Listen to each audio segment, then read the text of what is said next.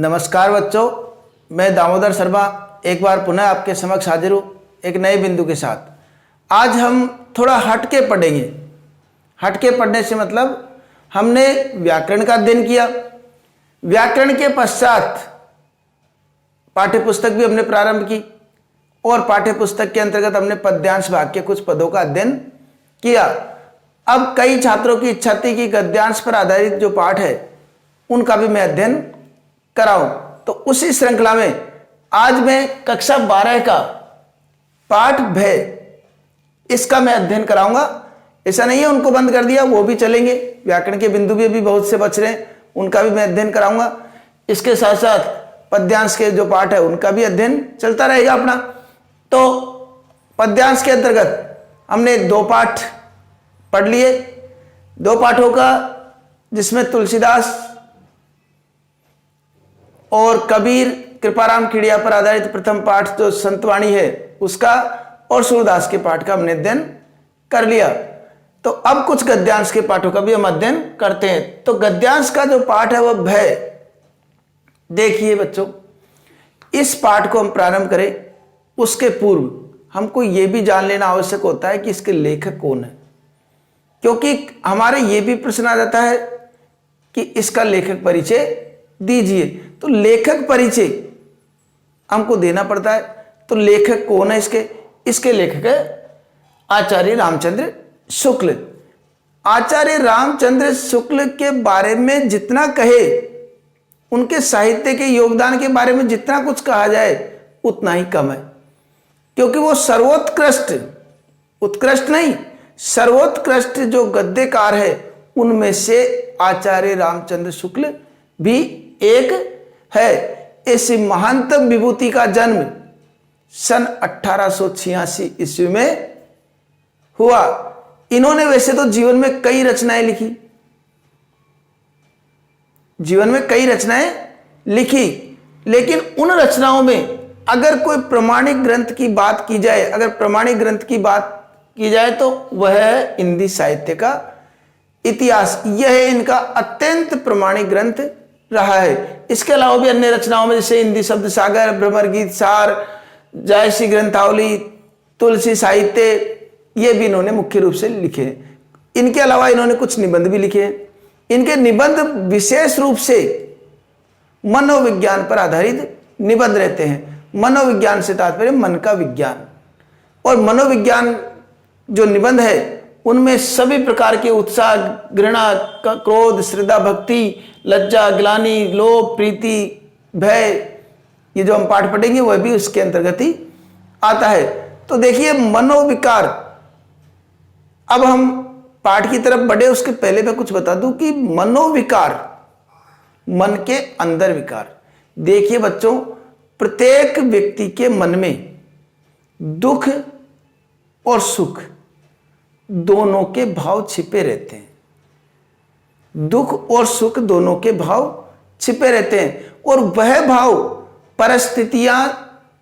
परिस्थितियों पर निर्भर करते हैं। जैसे ही परिस्थितियां अनुकूल हुई वह भाव सामने प्रकट हो जाते हैं। व्यक्ति के हृदय में क्रोध भी रहता है, घृणा भी रहती है, भय भी रहता है, डर भी रहता है, ईर्ष्या भी रहती है, जलन भी रहता है। ये सब बातें उसके हृदय में, लेकिन क्या 24 घंटे वो मौजूद हृदय में तो रहते हैं, लेकिन दिखाई थोड़ी देते हैं सामने वाले को। लेकिन जो ही परिस्थिति अनुकूल आएगी उसके मन में वो छिपे हुए जो संवर्ग है, जो भाव है, वो स्वतः ही प्रकट हो जाते हैं। अब देखिए भय की बात करें। भय एक दुखात्मक संवर्ग का भाव है। भय से दुखात्मक संवर्ग का भाव मतलब भय अगर प्रकट होता है तो वह दुख के कारण को स्पष्ट करता है। सुखात्मक संवर्ग जैसे प्रसन्नता, हंसी आ गई, ये सुखात्मक संवर्ग होता है। लेकिन भय से व्यक्ति सुखी नहीं होता है, भय से व्यक्ति दुखी होता है, इसलिए यह दुखात्मक संवर्ग है। अब भय किसे कहते हैं? भाई हम पाठ पढ़ रहे हैं तो भय का पता भी होना चाहिए। भय किसे? देखो, भय अगर हमको भय है, भय तब कब होगा? भय कब होगा व्यक्ति को? जब उसका निराकरण नहीं कर सके वो। अगर हमने कोई बिच्छू देखा तो क्षणिक भय होगा, और हमने तुरंत उसका समाधान कर दिया और मार दिया उसको। अगर शेर पिंजरे में बंद है, कारण पर निर्भर करेगा वो। अगर शेर पिंजरे में बंद है तो हमको भय नहीं होगा, वही शेर है लेकिन हमको वो भय नहीं होगा, हम जानते हैं वो पिंजरे से बाहर नहीं आ सकता। तो पहले में भय की परिभाषा, जिसका निराकरण संभव नहीं हो।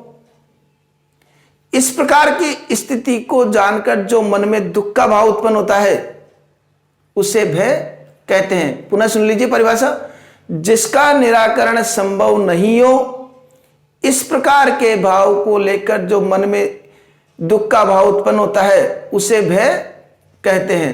यहां पर भी एक परिभाषा अपने पाठ्य पुस्तक में भी है, जिस पर अपना वश नहीं हो, अर्थात जिसका समाधान नहीं कर सके हम, ऐसे कारण से पहुंचने वाले भावी अनिष्ट के निश्चय से जो दुख होता है उसे भय कहते हैं, जो हमारे वश में नहीं है।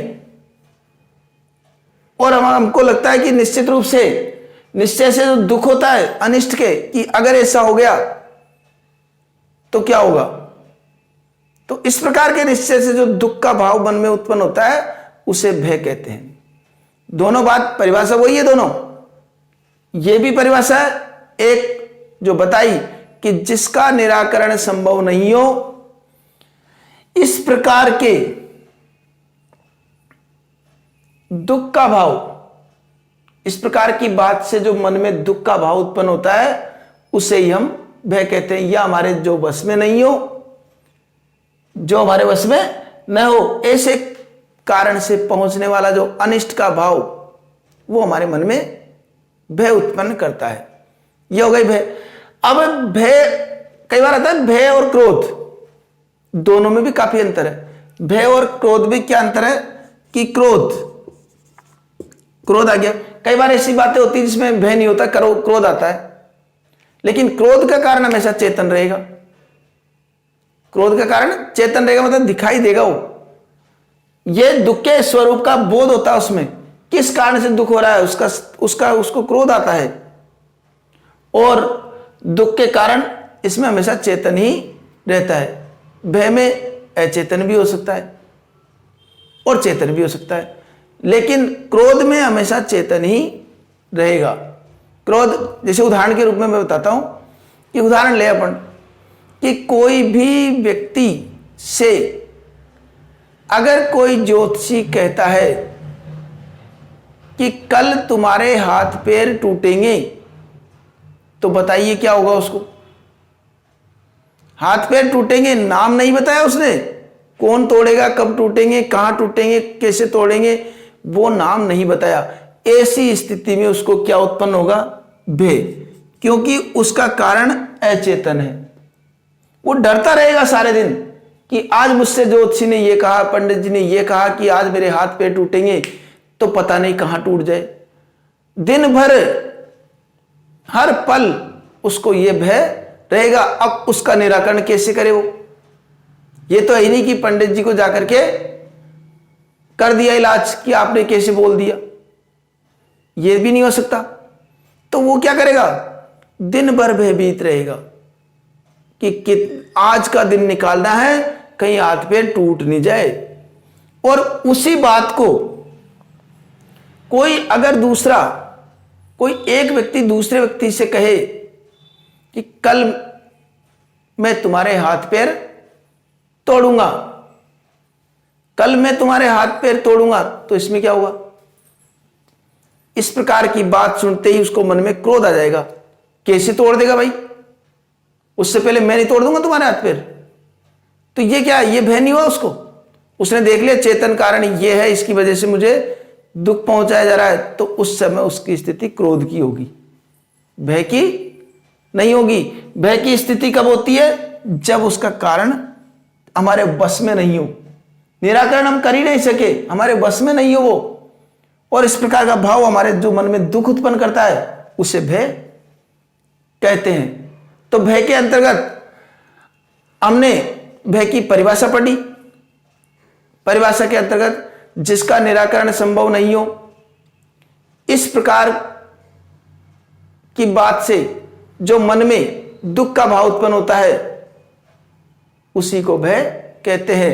एक ये भी है जिस पर अपना वश न हो, ऐसे कारण से पहुंचने वाले भावी अनिष्ट के निश्चय से जो दुख उत्पन्न होता है उसे भय कहते हैं। अब रही बात भय के प्रकारों की। भय के भी प्रकार होते हैं। आपने पहली बार सुना होगा कि भय के भी प्रकार होते हैं। भय के प्रकार कितने? भय के 2 प्रकार होते हैं। 2 कैसे? साध्य और असाध्य।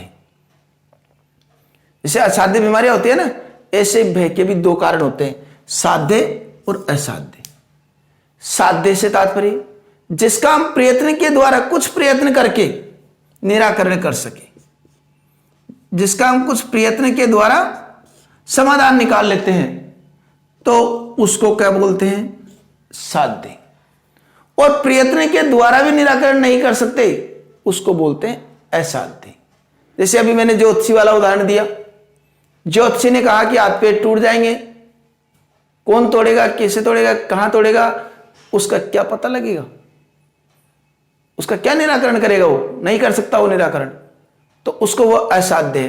किसी को ये लगा असाध्य दुख, भय से तात्पर्य किसी को अंधेरे से डर लगता है। अब अंधेरे से डर लगता है तो अंधेरा समाप्त थोड़ी होगा, अंधेरा तो आएगा, और वह भय उसका निराकरण उसका कर ही नहीं सकते, वो भय हमेशा उसके जीवन में विद्यमान रहेगा। किसी को बाहर जाने में, गाड़ी चलाने में डर लगता है, तो उसका वो भय, उसका निराकरण संभव नहीं है। गाड़ी इधर उधर रोड पे गाड़ी देख के डर लगता है, तो क्या समाधान करेगा? वो असाध्य भय है वो। और साध्य भय क्या होता है? साध्य भय कि अचानक हमने कमरे में सांप देख लिया, और सांप देखने के बाद में हमारे अंदर भय उत्पन्न हुआ, लेकिन हमने अगर धैर्य से काम लिया और डंडा हमारे पास है, तो उस डंडे से हमने उसका समाधान कर दिया। सांप मर गया, और सांप मरते ही हमारा भय खत्म हो गया, उसका समाधान हमने कर दिया। तो जिसका प्रयत्न के द्वारा समाधान कर सकते हैं, थोड़ा सा प्रयत्न किया और समाधान कर दिया, वो तो साध्य भय हो गया। और जिसका प्रयत्न करे फिर भी समाधान नहीं हो, वो असाध्य भय हो गया। अगर 2 मित्र जा रहे हैं, रोड पे जा रहे हैं या आराम से बैठे हुए हैं, भय देखो बच्चों कैसे उत्पन्न होता है। प्रसन्नता से बात कर रहे हैं, हंसी खुशी बात कर रहे हैं, और बात करते करते अचानक जैसे जा रहे हैं, जाते जाते शेर की दहाड़ सुनाई दे दी। अचानक चलते चलते प्रसन्नता से बात करते हुए जा रहे हैं, और अचानक ही शेर की दहाड़ सुनाई दी। तो जो प्रसन्नता है, वो तुरंत, जो मन के अंदर छिपा हुआ भय है, वो तुरंत बाहर निकल जाएगा, तुरंत बाहर आ जाएगा, और उनके मन में डर उत्पन्न हो जाएगा। अब डर उत्पन्न होते क्या करेंगे वो? अगर उनके पास, या तो भगने का प्रयत्न करेंगे, वो बचने का प्रयास, उस डर से बचने का प्रयास तो पूरे करेंगे, या तो भगने का। और दिमाग है या कुछ भी है, तो अपने हिसाब से कि पेड़ पे चढ़ जाते हैं, इधर छिप जाते हैं, उधर छिप जाते हैं, और ऐसे प्रयत्न करके अगर वो बच जाता है, तो वह हो गया साध्य भय। और ऐसा भय, ये तो साध्य भय हो गया। और ऐसा भय कि जा रहा है जंगल में जाने से ही डर लग रहा है, पता नहीं कौन आ जाए, कोई क्या आ जाए, कोई जानवर आ जाए, वो आ जाए। अब बिना किसी पता के वो डर लगता, वो चल रहा है, तो ऐसे डर में क्या करेगा वो? उसका निराकरण भी नहीं कर सकता, क्योंकि कोई उस कारण भी नहीं दिख रहा ना उसको। अगर उस भय का कारण दिखता तो निराकरण करने का प्रयास करता, अब भय का कारण ही नहीं दिख रहा, तो निराकरण क्या करेगा? तो जिसका प्रयत्न द्वारा, अब साध्य और असाध्य की बात करें, परिभाषा लिखे तो क्या हुआ? वह भय जिसका प्रयत्न के द्वारा हम निराकरण कर सकते हैं, प्रयत्न, बुद्धि, दिमाग, बल के बल पर हम जिसका निराकरण कर सकते हैं, वह साध्य भय। और जिसका किसी भी प्रयास से समाधान नहीं हो सकता, वह असाध्य भय। अब साध्य और असाध्य मैंने बताया था, यह बहुत कुछ परिस्थितियों पर निर्भर करता है। परिस्थितियों पर निर्भर करता है कि परिस्थितियां कैसी है। अगर मैंने कहा ना कि अगर खुले में है, खुले में बैठा हुआ है, या कमरे के गेट पर बैठा हुआ है, और अचानक कोई शेर दिखाई दे रहा है, मकान के दरवाजे पर है, दरवाजा बंद कर लेगा। भय तो हुआ उस शेर को देख करके, लेकिन दरवाजा बंद करके उसने अपने आप को सुरक्षित मान लिया। कई बार परिस्थिति ऐसी हो गई कि शेर जंगल में जा रहा है और हम भी जंगल में, उससे हमारी मुलाकात हो गई, दोनों की मुलाकात हो गई, दोनों ने एक दूसरे को देखा और देखने के बाद में दोनों व्यक्ति के पास कोई चारा नहीं बचने का, तो क्या करेगा वो उसका निराकरण भी नहीं कर सकता, तो वो हो गया असाध्य भय। कोई कहे मुझे अंधेरे से डर लगता है, वो हो गया असाध्य भय। कोई प्रकाश से डर लगता है, वो असाध्य भय। कोई मुझे पढ़ाई से डर लगता है, अब क्या इलाज करे उसके पढ़ाई का, उसका भी कोई इलाज नहीं, तो ये हो गए असाध्य भय। इस प्रकार आज हमने भय की परिभाषा, भय का स्वरूप और भय के प्रकार, इन सब के बारे में जानकारी प्राप्त की। आने वाले जो वीडियो है उसमें हम अगले गद्यांश या आगे के जो भाग है उसका हम अध्ययन करेंगे।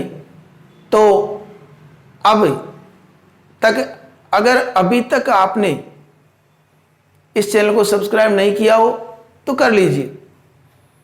अगले वीडियो में पुनः आपसे मुलाकात होगी, तब तक के लिए धन्यवाद।